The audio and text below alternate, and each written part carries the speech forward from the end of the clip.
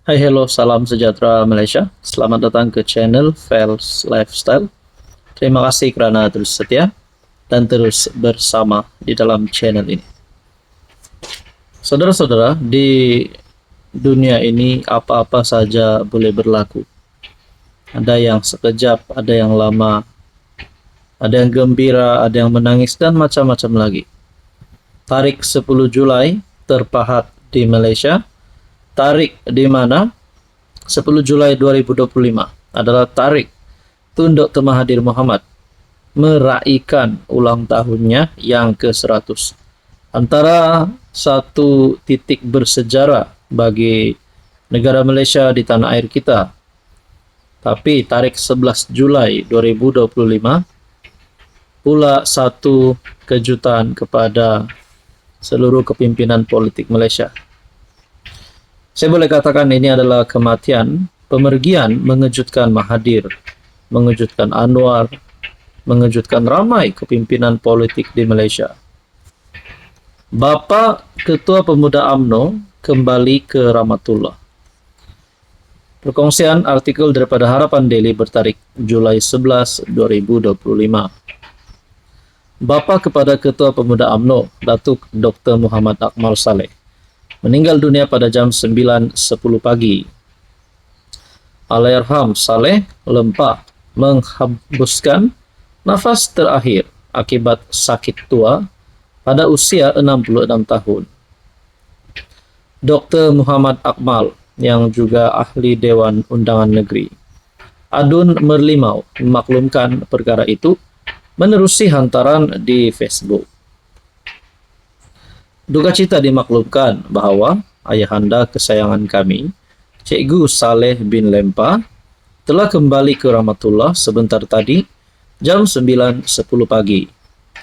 Mohon doakan agar ayahanda kami diampunkan segala dosanya dan ditempatkan dalam kalangan kekasih Allah, katanya.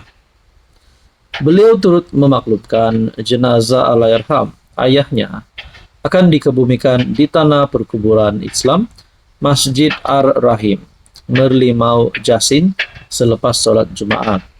Sebelum ini, Akmal pernah memberitahu perkembangan terkini mengenai keadaan kesihatan bapanya yang dilaporkan semakin merosot sejak akhir bulan lalu. Exco Kemajuan Desa, Pertanian dan Keterjaminan Makanan Melaka berkenaan turut meminta orang ramai yang mengenali Allahyarham agar mendoakan kesejahteraan dan keampunan buat insan tersayang itu. Bagi saya ini pasti satu pemergian yang mengejutkan seluruh kepimpinan politik Malaysia. Hai, hello, salam sejahtera Malaysia. Selamat datang ke channel Fels Lifestyle. Terima kasih kerana terus setia dan terus bersama di dalam channel ini. Saudara-saudara, sana sini kita dengar serangan kepada Anwar, serangan terhadap PMX. Nak Anwar letak jawatan. Baru-baru ini ada pula himpunan turun Anwar. Dikatakan sudah ada jadual. Jadi mereka ini yang nak turunkan Anwar, sebenarnya mereka nak naikkan siapa? Tapi ada satu perkongsian, ada satu fakta yang saya nak share kepada Anda. Saya telah mendapat satu maklumat ini. Apa sebab PMX perlu turun? Disinilah kejutan. Fakta-fakta ini yang bagi saya pasti menggemparkan seluruh kepimpinan pembangkang. Tapi sebelum itu saya nak kongsi kepada Anda produk TF, produk transfer factor. Produk ini adalah untuk meningkatkan, mendidik dan menyeimbangkan sistem imun badan kita sehingga mampu melawan pelbagai jenis penyakit. Contohnya kencing manis, darah tinggi, gout, kolesterol, gastrik, dan banyak lagi. Sekiranya Anda antara yang memerlukan produk ini, Anda boleh menghubungi saya di nombor yang tertera. Saudara-saudara, pertama, kenaikan gaji penjawat awam 7% sehingga 15% mengikut kelayakan. Kedua, kenaikan kadar gaji minimum 1.500 ke 1.700. Ketiga, peruntukan program Payung Rahmah RM 200 juta meningkat RM 300 juta. Keempat, STR dan SARA RM 10 bilion meningkat kepada RM 13 biliar. Nah, ini adalah antara kenapa orang tanya dan kenapa Anwar perlu diturunkan. Belum cukup lagi saudara-saudara, kita ada 6 lagi. Yang kelima, bantuan khas keuangan 250 kepada semua pesara kerajaan. Yang keenam, bantuan khas keuangan RM 500 penjawat awam grade 15 dan ke bawah terima bantuan khas keuangan BKK.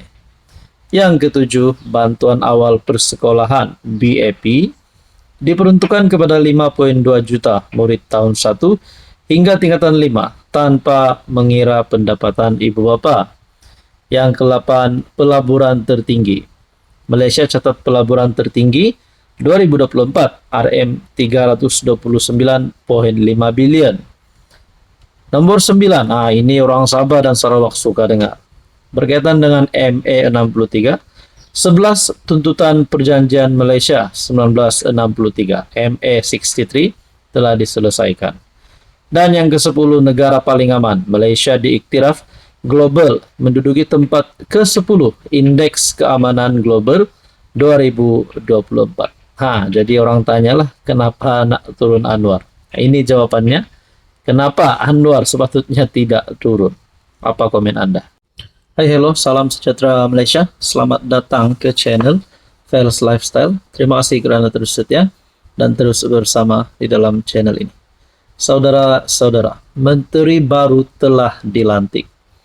Setelah Rafizi dan juga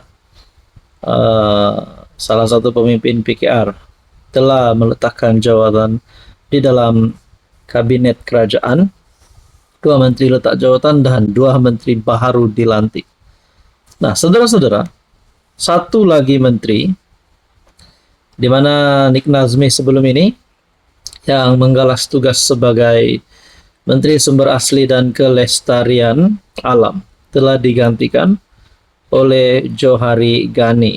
Nah, di dalam pelantikan ini saya telah menerima satu komen yang agak mengejutkan kerana nama Perdana Menteri Anwar Ibrahim sebagai Menteri Keuangan disebut. Oke, sebelum itu saya nak kongsi kepada Anda berita baik. Ini adalah produk transfer factor, produk imun ataupun terapi imun, molekul imun untuk meningkatkan, mendidik dan menyeimbangkan sistem imun badan kita. Dengan produk ini, sistem badan kita akan jadi mantap dan dapat melawan pelbagai jenis penyakit. Contohnya kencing manis, darah tinggi, kanser, gout, penyakit melibatkan kulit, penyakit melibatkan hati, jantung, perut dan macam-macam lagi. Sekiranya Anda meminati dan memerlukan produk ini, Anda boleh menghubungi saya di nomor yang tertera. Saudara-saudara, menurut Samsul Azri, Perdana Menteri Datuk Seri Anwar Ibrahim telah bersetuju dan memaklumkan kepada jemaah menteri dalam mesyuarat yang bersidang pada Rabu lalu. Johari Ghani galas tugas Menteri Sumber Asli dan Kelestarian Alam. Nah, saudara-saudara, saya telah menerima satu lagi komen. Sepatutnya Johari Ghani. Dia kata di sini lebih kurang begini bunyinya. Sepatutnya Johari Ghani bukan menggalas tugas sebagai Menteri Sumber Asli dan Kelestarian. Ada cadangan untuk Johari Ghani mengisi kekosongan, mengisi platform Kementerian Keuangan ataupun Kementerian Ekonomi. Seperti yang kita tahu, Kementerian Ekonomi sudah pun diisi dan Kementerian Keuangan, di mana Anwar Ibrahim sebagai Perdana Menteri sendiri yang menjadi Menteri Keuangan. Nah, komen ini berkata, patut bagilah Kementerian Keuangan dan Ekonomi, kat dia layak bidang itu. Cadangan untuk Johari Ghani. Jadi saudara-saudara yang saya hormati, mungkinkah Johari Ghani tidak layak untuk memegang jawatan Menteri Sumber Asli? Sebaliknya beliau layak untuk memegang platform Kementerian Ekonomi ataupun Kementerian Keuangan. Nah, tuan-tuan dan puan, berkaitan dengan isu ini apa komen Anda?